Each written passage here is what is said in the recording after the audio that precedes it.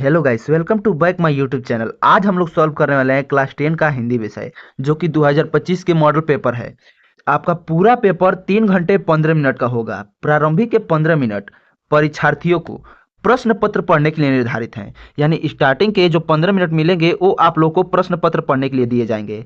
प्रश्न पत्र दो खंड खंड अ तथा खंड ब में विभाजित है। यानी आप लोग का जो प्रश्न पत्र का सीट आएगा वो दो खंड में आएगा।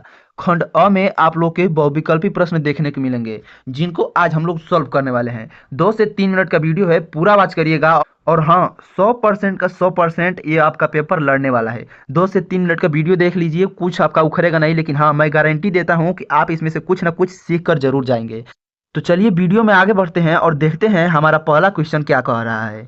यहाँ पर हमारा पहला क्वेश्चन कह रहा है, बापू गुलाब राय किस युग के लेखक थे। यानी बापू गुलाब राय जी जो थे वो किस युग के लेखक थे।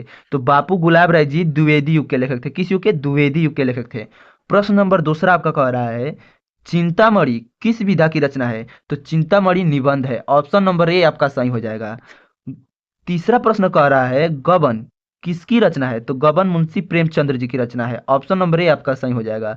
चौथा प्रश्न कह रहा है, शुक्ल युग की समयावधि है। तो शुक्ल युग की समयावधि है 1919 से 1938 तक।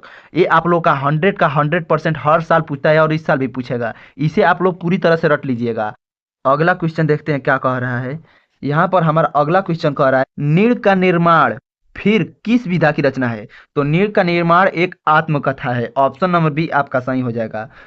छठवां क्वेश्चन कह रहा है, प्रिय प्रवास किस युग की रचना है। तो प्रिय प्रवास द्विवेदी युग की रचना है। किस युग की? द्विवेदी युग की रचना है। और यह किनकी रचना है। तो यह रचना है अयोध्या सिंह उपाध्याय हरियौ जी की। किनकी? अयोध्या सिंह उपाध्याय हरियौ जी की। ये भी क्वेश्चन आपका कई सालों से पूछ रहा है और इस साल भी पूछेगा। इसको भी आप 100 का 100% याद कर लीजिएगा। यहाँ पे क्वेश्चन नंबर 7 हमारा कह रहा है, मधुशाला किसकी रचना है। तो मधुशाला हरिवंश राय बच्चन जी की रचना है। ऑप्शन नंबर सी आपका सही हो जाएगा। क्वेश्चन नंबर 8 बोल रहा है, भारत भारती किसकी रचना है।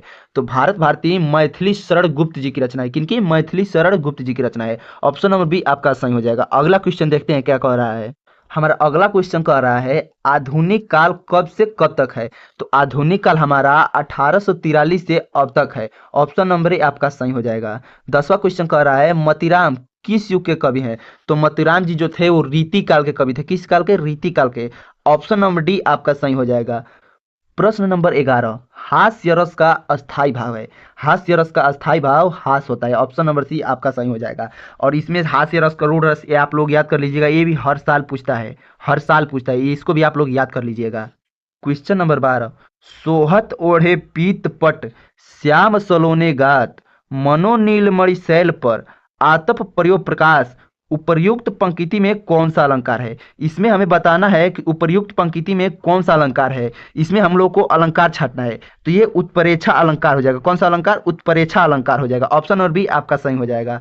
अगला क्वेश्चन देखते हैं क्या कह रहा है। चलिए अगला क्वेश्चन नंबर 13 देखते हैं हमारा क्या बोल रहा है। क्वेश्चन नंबर 13, रोला छंद में कुल कितने चरण होते हैं। तो रोला छंद में कुल 4 चरण होते हैं। ये ऑप्शन नंबर सी आपका सही हो जाएगा। और ये भी 100 का 100% आएगा और हर साल भी ये पूछता है। इसमें का आपका रोला छंद ये सब याद कर लीजिएगा। क्वेश्चन नंबर 14, आकर्षण शब्द में किस उपसर्ग का उपयोग किया गया। इसमें हमें उपसर्ग बताना है। तो आकर्षण शब्द में आ उपसर्ग का उपयोग किया गया है। ऑप्शन नंबर डी आपका सही हो जाएगा। 15वां क्वेश्चन बोल रहा है, रचना के आधार पर वाक्य के कितने भेद होते हैं। तो रचना के आधार पर वाक्य के 3 भेद होते हैं। ये आपको मालूम होना चाहिए।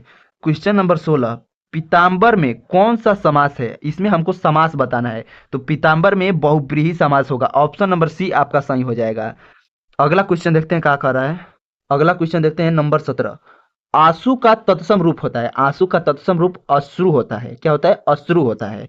18वां बोल रहा है, कृत्यवाच्य में किसकी प्रधानता होती है। तो कृत्यवाच्य में कर्ता की प्रधानता होती है। किसकी? कर्ता की प्रधानता होती है। क्वेश्चन नंबर 19, ताभ्य शब्द में वचन एवं विभक्ति है। इसमें हम लोग को वचन एवं विभक्ति को क्या करना है? छाटना है। तो इसमें चतुर्थी विभक्ति हो जाएगी एवं वचन बहुवचन हो जाएगा। ऑप्शन नंबर डी आपका सही हो जाएगा। क्वेश्चन नंबर 20, निम्नलिखित में से सर्वनाम है। ये आपको मालूम होगा, ये हमारा सर्वनाम हो जाएगा वह। कौन सा हो जाएगा? वह। ऑप्शन नंबर सी आपका सही हो जाएगा।